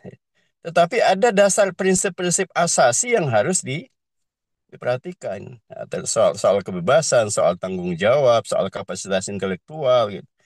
Karena kan kita tidak hanya memang mengejar soal kesetaraan pada konteks penilaian secara vertikal gitu. Artinya kalau ini kan standarnya sudah jelas, inna akramakum indallahi atqakum gitu. Jadi tidak mungkinlah kemudian ada musawah di situ. Siapa yang paling takwa pasti dia berbeda dengan yang lain ya, karena di sisi Allah yang paling mulia adalah orang takwa. Tetapi apa namanya, perbedaan-perbedaan yang ada itu kan mestinya menjadi istilahnya itu menurut saya adalah eh, perbedaan-perbedaan yang sifatnya kompetitif ya. Artinya membuat orang itu bisa berkompetisi ya dengan perbedaan-perbedaan tadi, perbedaan intelektual, perbedaan yang lain. Tapi orientasinya sebetulnya adalah ujungnya bagaimana semuanya itu untuk mencapai tingkat kesetaraan di sisi Allah, bahwa semuanya itu apa namanya, parameter utamanya setiap orang itu adalah inna akramakum indallahi atqakum. Tapi pada variabel-variabel yang lain itu tidak mungkin kita bisa menyamakan antara laki-laki dan perempuan, dan itu sebabnya kemudian dalam fikih atau secara secara eh, s- eh, parsial ya, datanglah petunjuk-petunjuk agama untuk membedakan peran laki-laki, peran perempuan, tetapi prinsip-prinsip kesetaraan itu sebagai tadi disebut dengan aslul khilqah atau al-iroda al-ilahiyah fi khalqihi, itu yang harus dijaga. Yang tujuannya sekali lagi kalau menurut saya, kalau pendekatannya pendekatan at-tafkir al-maqasidi adalah agar semua manusia ini dalam seluruh interaksinya itu selalu yang saya sebutkan tadi, mendapatkan rasa aman, mendapatkan haknya sebagai manusia, mendapatkan kesetaraan dan mendapatkan rasa nyaman ya. Dan saya kira itulah konsep besarnya Islam ini datang itu, rahmatan lil alamin. Wallahu alam, itu apa pemahaman saya Ustaz. Saya ingin mengkonfirmasi dengan apa yang disampaikan oleh Ustadz kita, Dr. Ibrahim. Jazakumullah khairan.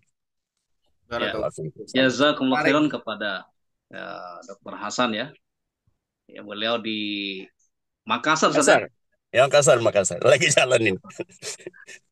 memberikan perspektif yang luar biasa ya, dalam konteks diskusi kita pagi ini. Selanjutnya dari Makassar kita sepertinya di Jogja mau Dr. Aris, silahkan barangkali ingin memberikan perspektifnya. Tuh, Ya, ya Sat, ya makasih silahkan. Sat atas kesempatannya. Ada beberapa poin yang ingin saya sampaikan. Pertama, tentang istilah musawah atau egaliter atau kesetaraan. Kalau meminjam atau terinspirasi dengan Ibnu Taimiyah di bab masalah sifat Allah, dia punya kaidah bahasanya ya kita tetapkan sifat yang Allah tetapkan dan kita tiadakan sifat yang Allah tiadakan. Lora, Kalau sifat atau istilah itu peserta yang istilah nanya, baru, maka Pak Arif kita perlu mengalir minta ke rincian Dokter apa Abdul Rahim. maknanya, apa maksudnya gitu. Dan tentu menggunakan istilah yang syar'i itu lebih baik. Nah, berkaitan dengan hal ini, kalau musawah itu kan bukan istilah syar'iyah, bukan lafdun syar'i, tidak dijumpai di teks Al-Quran dan hadis. Yang ada di Al-Quran dan hadis kan al-adl. Nah, sehingga kalau menjam kaidah Ibnu Taimiyah, maka yang Ya. istilah musawah itu perlu dimintai rincian apa maksud musawah. Nanti ada Ya. yang diterima, ada jika ternyata itu ada hal-hal yang bermasalah, maka sisi-sisi yang positif diterima, yang bermasalah ditolak, dan dengan menyarankan untuk menggunakan lafzul syar'i. Nah, berkaitan dengan hal tersebut, apa kira-kira alasan Ibnu Asyur gitu menggunakan musyawarah? Itu Ustaz Abdul Rahim. Pertanyaan ini. Kira-kira alasan Ibnu Asyur untuk menggunakan musyawarah? Kenapa nggak menggunakan al-adl gitu? Atau kalau jam Sayyid Qutb ya al-adalah al-ijtimaiyah. Kenapa nggak pakai itu? Itu lebih daripada musawah yang problematis gitu. Akhirnya musawah dari Ustaz Abdul Rahim perlu ditaklik sama Ustaz Rahman gitu. Karena supaya perspektifnya lebih lengkap gitu. Jadi dipilih istilah musawah, egaliter, tidak al-adl saja. Nanti kan selesai itu. Sehingga nanti ada kualitas manusia unggul karena kualitasnya dari sisi ilmu, dari sisi yang lainnya, itu sudah selesai dengan kosakata al-adl gitu saja. Menyamakan yang sama, membedakan yang beda. Kemudian yang kedua yang saya tip di kolom chat tentang problematika nusus syar'iyah itu mutanahiyah dan afal mukallafin itu ghair mutanahiyah. Kalau dari informasi dari Ibnu Taimiyah, pendapat jumhur a'imah itu meskipun nusus syar'iyah itu mutanahiyah, namun dia bisa menyelesaikan semua af'al mukallafin. Sehingga kalau disimpulkan pandangan Ibnu Taimiyah dan menurut info beliau ini jumhur a'imah, betul nusus syar'iyah itu mutanahiyah dan af'al mukallaf itu ghair mutanahiyah. Namun ada satu poin yang kuat. Jenis af'al mukallaf itu mutanahiyah. Jenis perbuatan mukallaf itu mutanahiyah. Perbuatan manusia itu jenisnya sama. Dengan perbedaan zaman, misalnya dulu tidak ada telepon, dulu tidak ada ya, dulu tidak ada telepon, dulu tidak ada chat WA. Tapi nanti ahkamnya kan chat WA itu kan tulisan. Nanti kita kembalikan ke ya dalil-dalil berkenaan dengan masalah tulis menulis atau komunikasi lewat telepon gitu.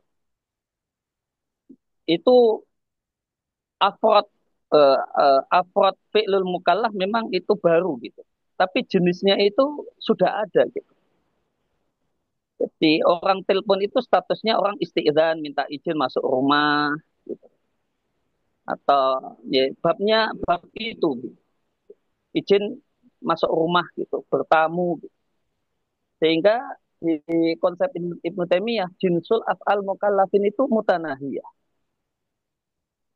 Jenisnya itu terbatas gitu. Cuma beda apa syakelnya saja beda, hal-hal yang bersifat luaran saja. Namun substansinya itu mutanahiyah. Itu saat mungkin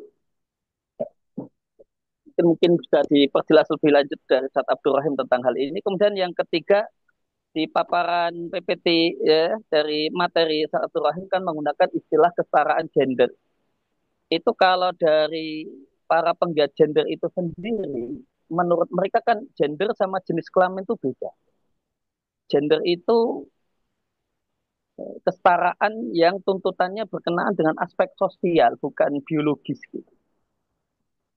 Gitu. Kenapa? Apa ini bahasa dari Ibnu Ashur itu apa betul gender atau jinsiah? Karena gender itu sendiri di penggiat gender tadi itu jenis bukan murni jenis kelamin biologis, tapi itu apa struktur sosial. Gitu. Jadi itu berkenaan dengan aspek sosial. Saya ingin konfirmasi apakah Ibnu Ashur itu sudah pakai gender dan gendernya Ibnu Ashur itu maknanya jenis kelamin atau gendernya para feminis gitu, Sat. Yaitu struktur sosial. Gitu, Sat. Oke, Mohon faedahnya. bisa dipahami. Nuhun. Jazakumullah khairan, Dr. Oh, iya, Aris yang telah memperkaya perspektif dalam diskusi ini. Ini nggak perlu diperkaya, memperkaya diskusi kita pada pagi ini. Tapi sebelum ditanggapi oleh Dr. Abdul Rahim, saya kasih kesempatan yang lain dulu. Ya.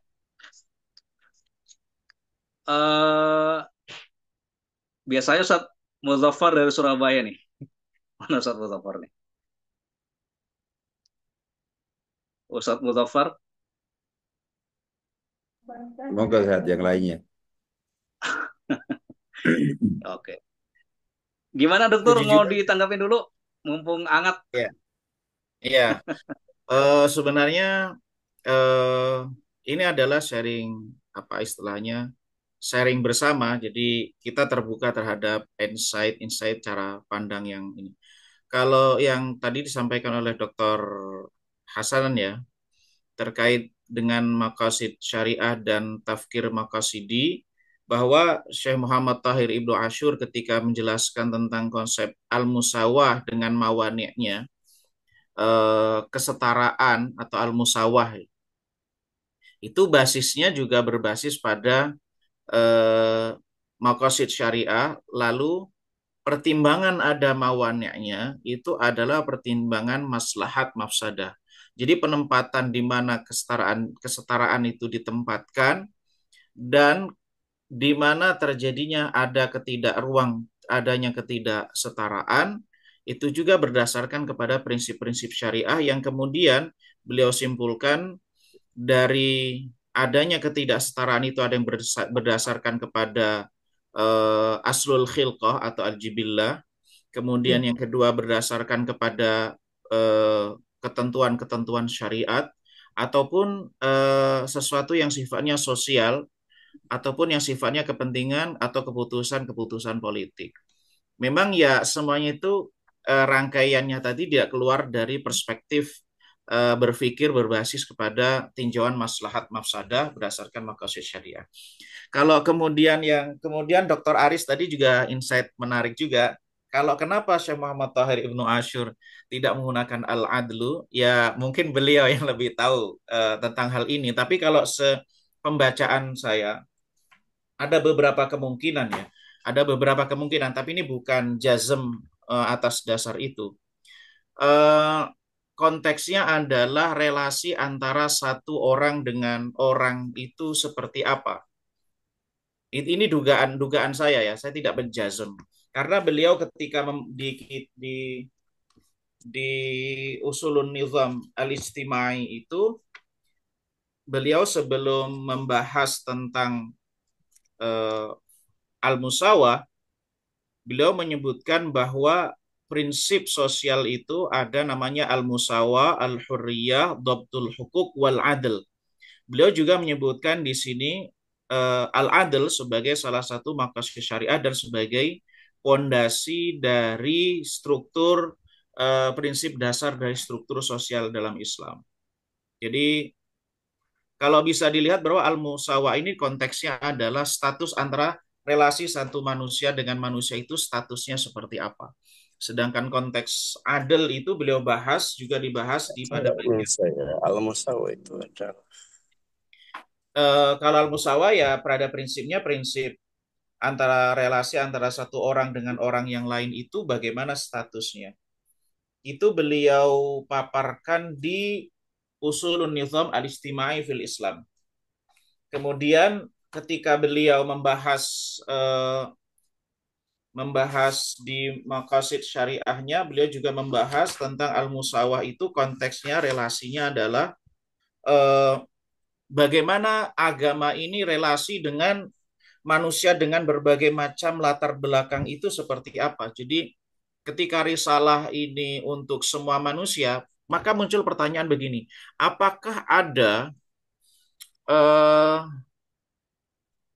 apa istilahnya prestis atau apa istilahnya ya di dalam agama ini adakah orang ras tertentu yang memiliki hak istimewa dalam agama. Jadi apakah orang karena ras dari sisi aslul khilqahnya itu memiliki sisi istimewa yang lebih dari sisi yang lainnya.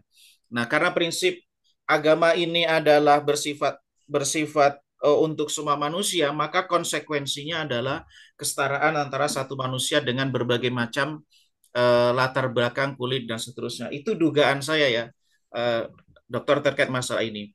Kemudian kenapa tidak menggunakan istilah-istilah syariah? Itu beliau yang bisa menjawab. Bisa jadi ini respon terhadap situasi sosial yang di mana beliau hidup. Tema-tema musawa itu mulai muncul di masa-masa beliau hidup. Dugaan ya bisa mungkin itu. Atau beliau juga istimbat dari istiqra dari nusus-nusus syar'iyah. Kan ada yang sistemnya ada istiqra dan ada juga yang menggunakan istimbati. Nah, beliau dalam hal ini bisa menggunakan pendekatan istiqra terhadap nusus syar'iyah, lalu beliau mengambil kesimpulan dari berbagai macam teks-teks itulah kemudian beliau menggunakan penggunaan istilah al-musawa. Tentu masalah definisi setuju tidak setuju yaitu mungkin adalah sesuatu yang terbuka untuk menjadi bahan diskusi. Kemudian berikutnya bahwa benar bahwa disampaikan bahwa nusus syar'iyah itu adalah mutanahiyah dalam para ulama yang menyebutkan hal ini, misalnya di beberapa kalau kita banyak sekali membahas nusus syar'iyah manhiyah ya teks Al-Qur'an, teks hadis itu terbatas dengan wafatnya Rasulullah SAW. Namun ada sisi-sisi atau banyak di dalam ada hikmah, ada ilal yang digali oleh para ulama, kemudian turukul istimbat, itulah yang kemudian menjadi jembatan dan tabiat nusus syariah itu, tabiat nusus syariah. Kalau saya mau Syekh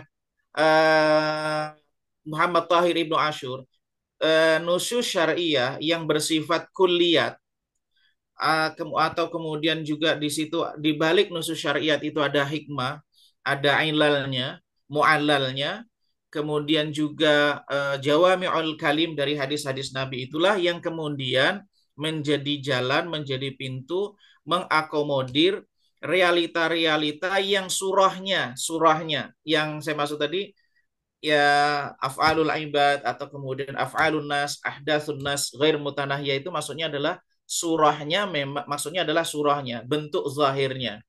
Kayak tadi kalau orang telepon ya, kalau zaman Nabi nggak ada orang belanja online. Kan gitu misalnya. Surahnya nggak ada di zaman Nabi. Syakal zahirnya nggak ada. Tetapi kemudian semua hal itu bisa dinilai dengan kacamata agama melalui nusus-nusus syariah yang di situ berbasis pada ilal, nusus-nusus yang mu'allal atau nusus-nusus yang kemudian dari hadis Nabi yang sifatnya jawami'ul kalim dan seterusnya. Begitu gambarannya, Ustadz. Jadi sebenarnya tidak ada perbedaan dengan apa yang dimaksud oleh ungkapan-ungkapan yang disampaikan oleh Ibnu Taimiyah rahimahullah taala tadi. Kemudian apa lagi ya? Cukup ya, saya rasa. Oh, masalah gender.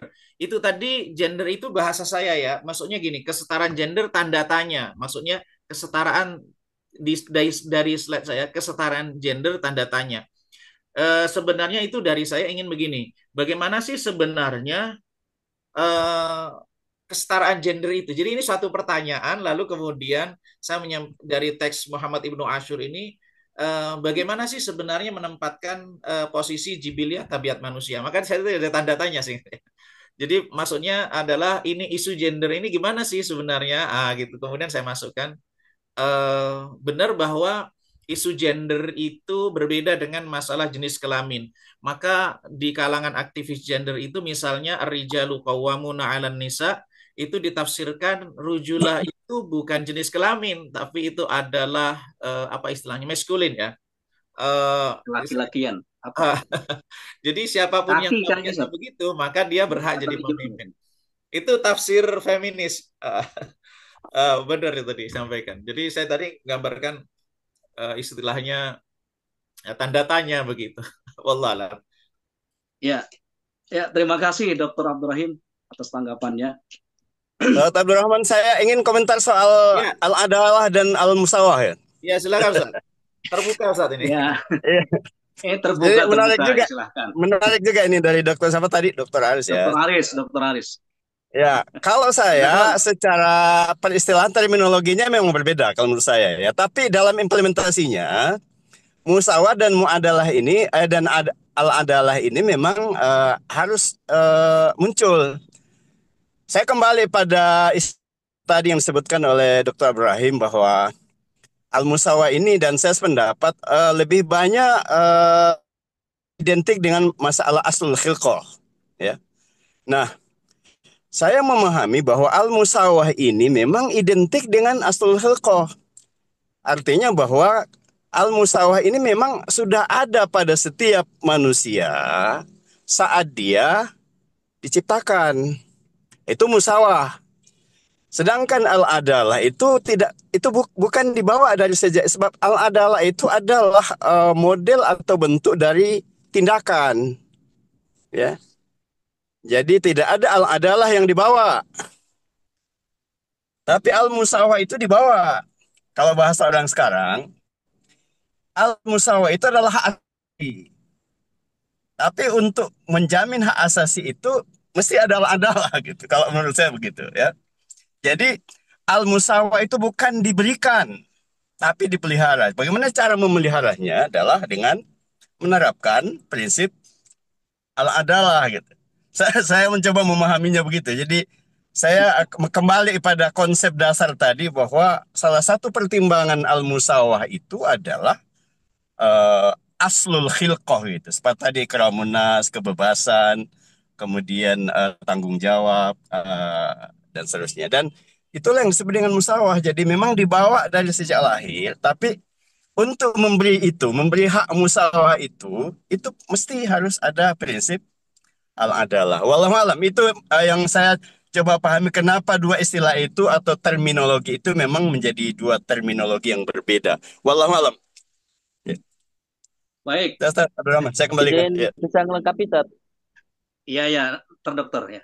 Ya, terima kasih Dr. Hasan ya. Selanjutnya saya persilahkan Dr. Haris untuk memberikan tanggapan balik ya. Enggak, saya cuma Alhamdulillah diskusinya tambah hangat ya. ingin konfirmasi, Tat.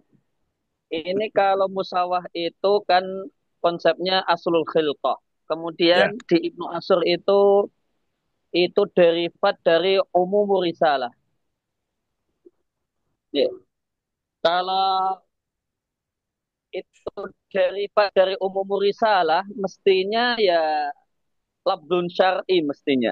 Karena itu turunan dari umum risalah gitu. Saya jadi gimana gitu kok ini turunan dari umum risalah tapi nggak pakai labdun syar'i gitu. Kemudian kalau itu aslul khilqah, gimana dengan misalnya tadi ayat yang sudah disampaikan sama Ustaz Abdul Rahim tadi. Ar-rijalu qawwamuna 'ala nisa bima faddalallahu bi ba'dhum 'ala ba'd. Itu itu kan bicara asul khilqah itu. Bima faddalallahu bi ba'dhum 'ala ba'd. Laki-laki itu sudah diberi asul khilqah itu sudah dikasih ini perangkat untuk jadi qawamah gitu. Berarti kan sudah diunggulkan dari sisi qawamah dan itu asul khilqah. Terus kalau misalnya pakai pandangan jumhurul fuqaha kalau khalifah kaum muslimin itu harus Quraisy gitu. Karena al-a'immatu min Quraisy itu apa tidak kontradiktif dengan musawah itu min aslil khilqah. Itu satu mohon konfirmasi Ya, dan penjelasan lebih lanjut. Mungkin tergantung arti Quraisynya, Zat. Jadi Quraisynya Arab dengan Quraisynya Indonesia beda. Kalau Quraisynya Indonesia sekarang Jawa misalnya gitu. Jadi waktu Oke. itu, iya mungkin seperti itu. Monggo, Ustaz. Enggak, monggo Dokter Abdurrahim dulu. Nanti nyambung aja.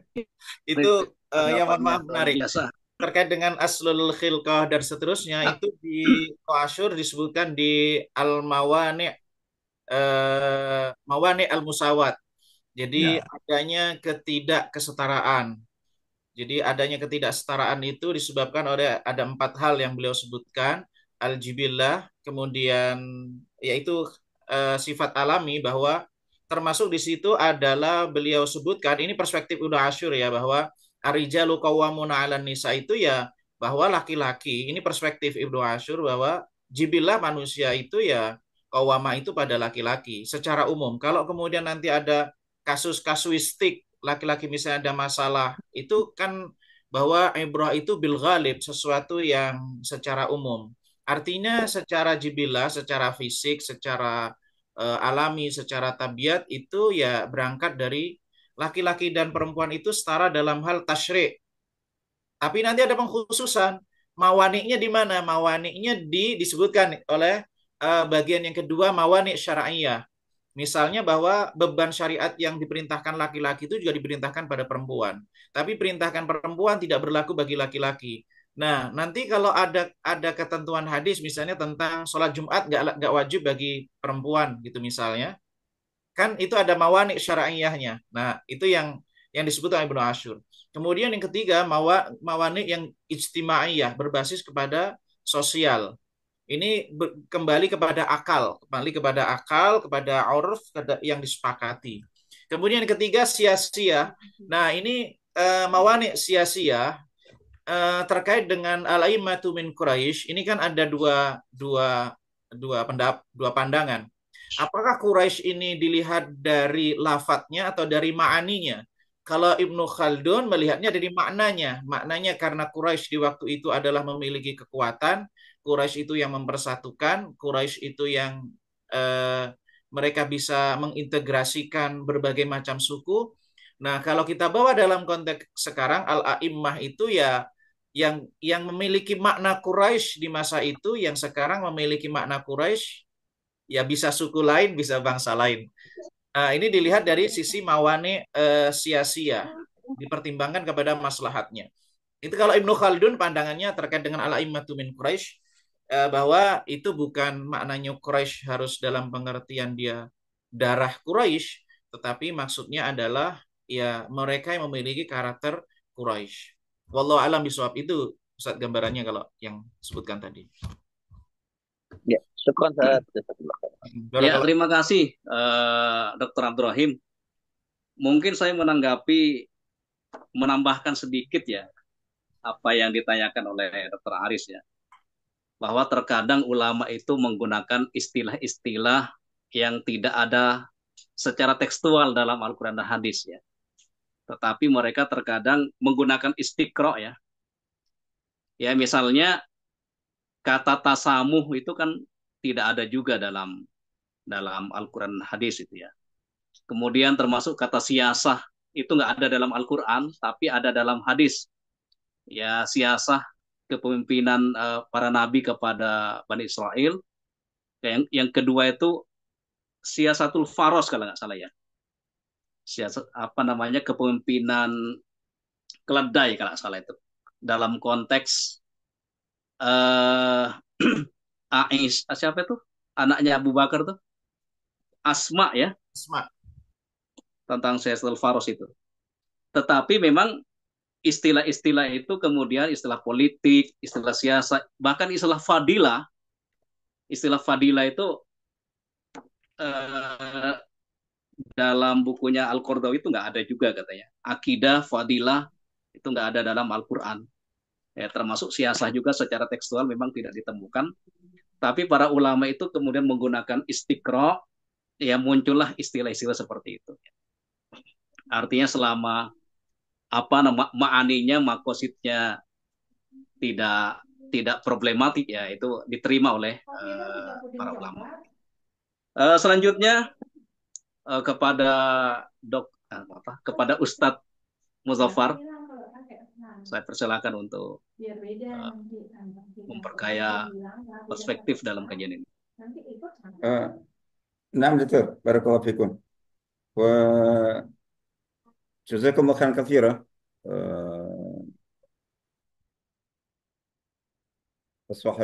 أصحاب الفضيلة دكاترة. Saya kira sudah cukup kaya ya. Ya sekedar mungkin penegas saja. Ya pertama kalau tadi beberapa apa itu kali sempat disinggung terkait dengan mustalahat atau istilah itu kan kita ada ungkapan la musyahat beristilah ya. Jadi ya sebenarnya tidak ada apa itu persoalan yang signifikan dalam penggunaan istilah itu. Yang paling utama itu adalah pemaknaan. Jadi eh, jadi makna yang ada di balik istilah itu. Jadi meskipun baru tapi kemudian kita beri makna substantif maqasidi yang benar ya tidak masalah. Sementara kalau istilahnya syar'i dalam arti sesuai dengan nusus tapi digunakan dipahami secara salah itu juga tetap tidak dibenarkan, bahkan berbahaya gitu. Nah, yang jadi masalah terkait dengan misalnya kesetaraan atau kesamaan dari kalangan kaum feminis terkait dengan gender itu kan yang jadi masalah bahwa mereka itu memahami sama itu berarti adil. Terus beda itu berarti nggak adil. Itu kan jadi masalah gitu. Jadi itu yang kita luruskan. Enggak. Jadi yang bahwa sama nggak berarti adil. Jadi kalau orang tua adil memberi hadiah ke anaknya misalnya gitu, anak yang kuliah dikasih mobil atau motor, terus anaknya TK atau pra-TK dikasih motor juga itu zolim itu orang tua. Jadi seperti itu. Jadi adil itu proporsional, adil itu hikmah. Wadhu syai' fi mahalih dan itu prinsip. Sebetulnya semua tema kita di sini itu adalah parameter utamanya itu adalah proporsionalitas. Al-adl wal i'tidal, adil. Jadi ini bahwa ya adil, bijak, hikmah, wadhu syai' fi mahallihi. Nah, sehingga sama atau beda, saya kurang tahu ya, apakah al-musawah itu lebih tepatnya itu kesetaraan atau kesamaan. Kalau setara itu kan lebih terkait dengan peringkat kan. Jadi kalau sama ya sama, bisa peringkat, bisa yang lainnya. Jadi apakah musawah itu sama dalam konteks hanya peringkat saja? Jadi kalau tidak disamakan itu berarti dianggap apa itu merendahkan dan semacam itu. Jadi saya kira kesan. Tapi yang terpenting adalah gini.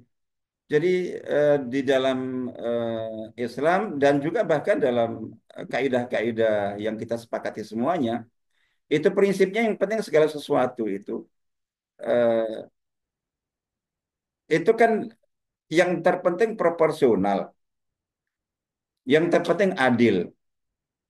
Lalu kemudian bahwa ada yang sama, ada yang beda, ada yang harus disamakan, harus dibedakan.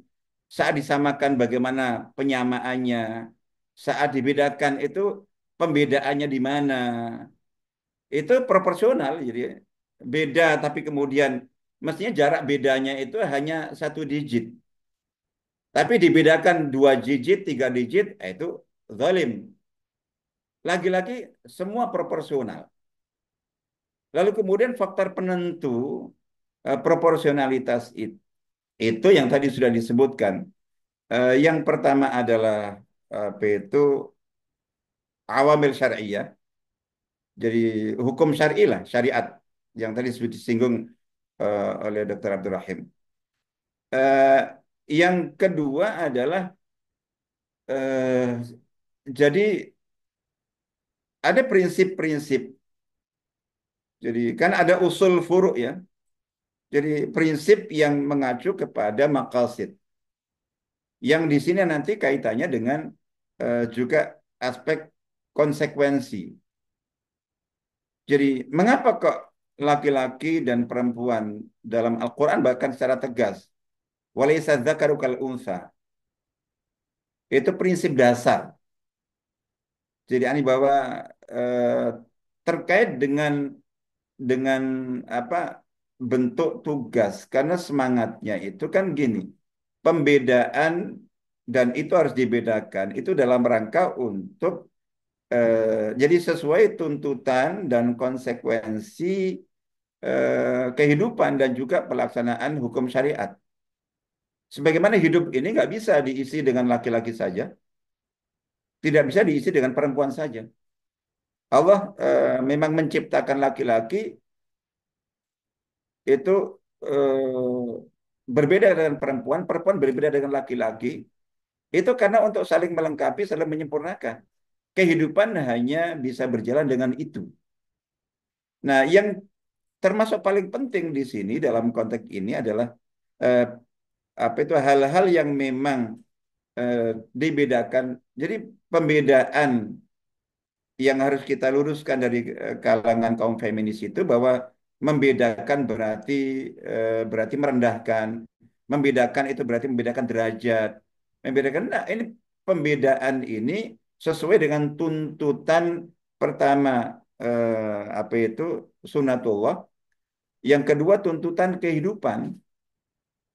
Jadi memang nggak mungkin bisa.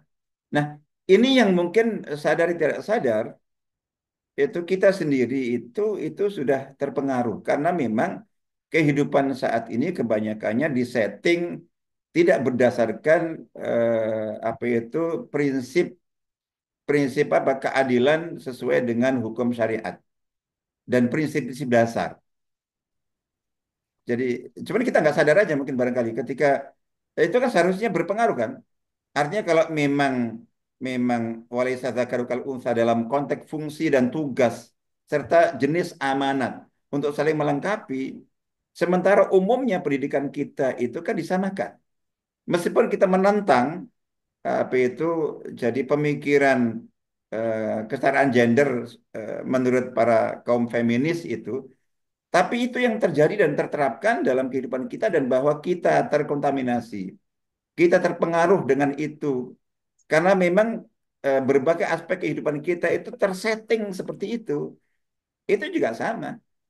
Jadi pola hubungan suami istri itu saat ini termasuk di kalangan Islamis sekalipun itu lebih dominan yang berlaku adalah apa pemikiran kaum feminis. Jadi ini bahwa apa itu bahwa bagaimana apa itu sikap seorang suami, bagaimana istri kepada suami, macam begitu.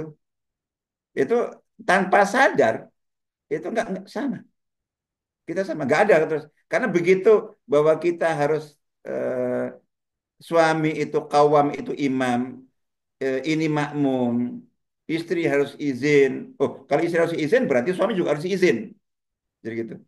Kalau istri kemana-mana harus pamit, suami kalau mau berangkat harus pamit. Jadi kayak gitu. Itu ada di benak kita karena memang itu luar biasa. Nah, ini barangkali mungkin penting untuk kita merojaah, untuk kita tata ulang. Jadi dalam konteks pembahasan kita seperti ini. Jadi kalau apa hal-hal yang terkait dengan pemikiran teoritis normatif mungkin kita piawai, tapi bahwa tanpa kita sadari kita dalam pola pikir kita, pola sikap kita selama ini itu sudah sangat terpengaruh dengan apa itu, dengan dengan pemikiran kaum feminis, jadi gitu terkait dengan kesetaraan gender itu real dalam banyak hal bahwa oh masa seorang perempuan istri itu tidak boleh misalnya kok bertanya membantah ini itu prakteknya oke itu ya ada semua ada etikanya ada adabnya tapi faktanya kemudian bahwa ternyata oh ujung-ujungnya setara jadi nggak ada kok misalnya kok sami'na wa ta'na kalau ini itu misalnya kok contoh kayak gitu jadi saya kira itu mungkin barangkali hal-hal yang penting untuk kita jadikan sebagai apa itu sebagai poin-poin perhatian dalam rangka untuk kita mengevaluasi baik pemahaman dan pemikiran kita selama ini atau lebih-lebih terkait dengan praktek kita selama ini. Barakallahu fikum. Mohon maaf.